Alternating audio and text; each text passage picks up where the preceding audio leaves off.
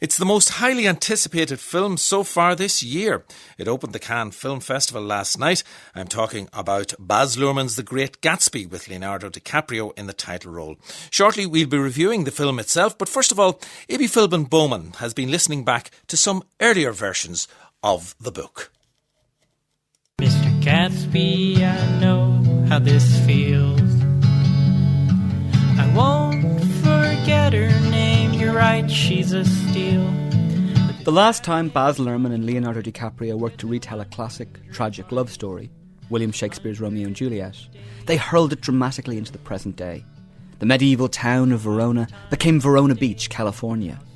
Romeo's quick-witted best friend Mercutio became a flamboyant drag queen, and the impetuous spirit of love, which he hailed as Queen Mab, the fairy's midwife, became an ecstasy tablet.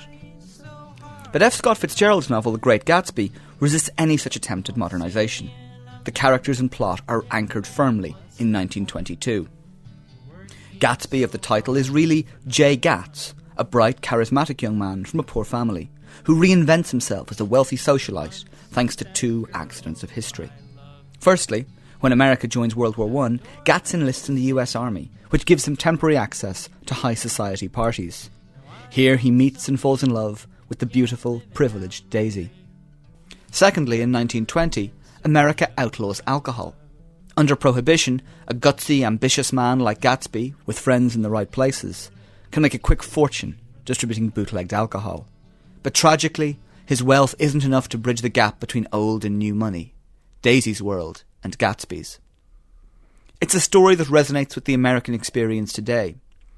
HBO's critically acclaimed drama The Wire shows us the trajectory of several bright, ambitious men from poor families who try to make a quick fortune by selling illegal drugs. When this plan fails, and several of them end up in prison, their rehabilitation includes a literature class, where they debate F. Scott Fitzgerald's The Great Gatsby. Fitzgerald said that there were no second acts in American lives.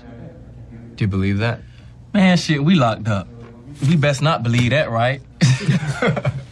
He's saying that the past is always with us. And where we come from, what we go through, how we go through it, all this shit matters. I mean, that's what I thought he meant. Go ahead. It's like you can change up, right? You can say you somebody new, you can give yourself a whole new story. But what came first is who you really are. And what happened before is what really happened. Gatsby, he was who he was. And he did what he did. And because he wasn't ready to get real with the story, that shit caught up to him. Baz Luhrmann is the fifth director to transfer F. Scott Fitzgerald's story to the screen. Sadly, the first film, a silent movie from 1926, hasn't survived. Although, even if it had, it probably wouldn't make great radio. Reviewing the other three adaptations, one is struck by how differently the Roaring Twenties, and indeed love itself, were portrayed on screen in 1949, 1974 and 2000. Here, for example, is how Gatsby and Daisy spoke to each other as young lovers during World War I in the 1949 film. You see, I haven't a thing in the world except a small legacy.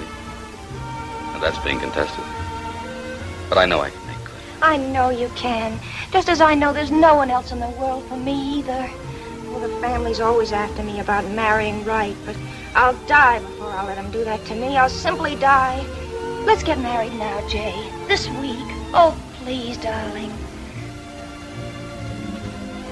You wouldn't be right, Daisy. You never know what can happen in a war, and besides, I don't want to come to you empty-handed.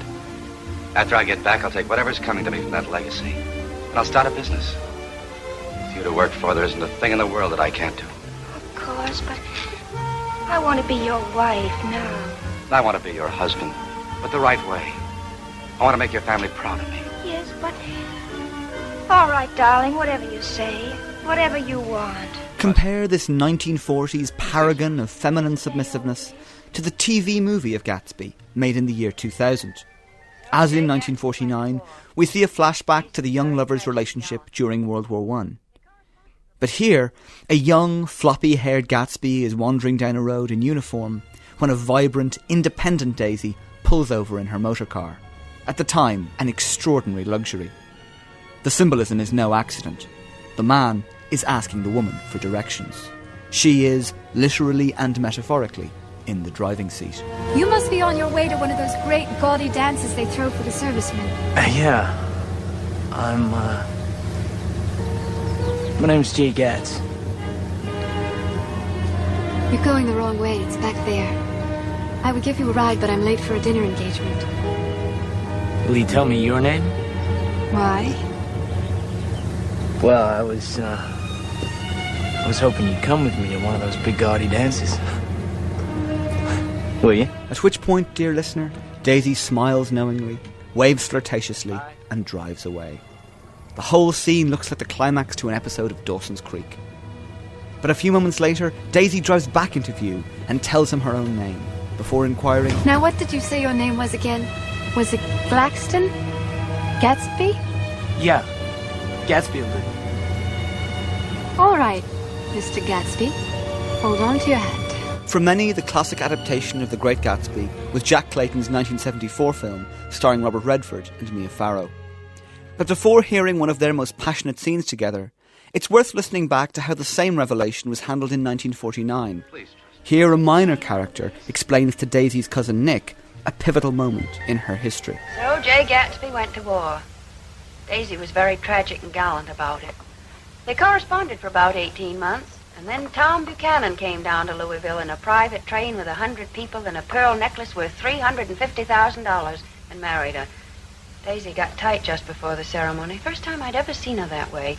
We gave her cold showers and made her go through with it. Now listen to Mia Farrow and Robert Redford, as Daisy and Gatsby, portray that same incident in 1974, at a time when divorce and contraception was transforming sexual politics. Well, what else did she tell you? Did she tell you how she found me that night? Lying there in my hotel room, drunk as a monkey, with a bottle of Sauterne in one hand. And... my letter in the other. I never had a drink before, I said, but oh, how I do enjoy it.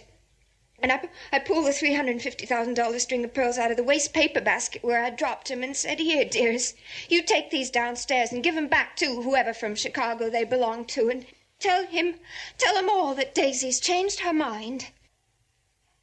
Daisy's changed her mind. The next day at 5 o'clock, you married Tom Buchanan without so much as a shiver. You know what Jordan did?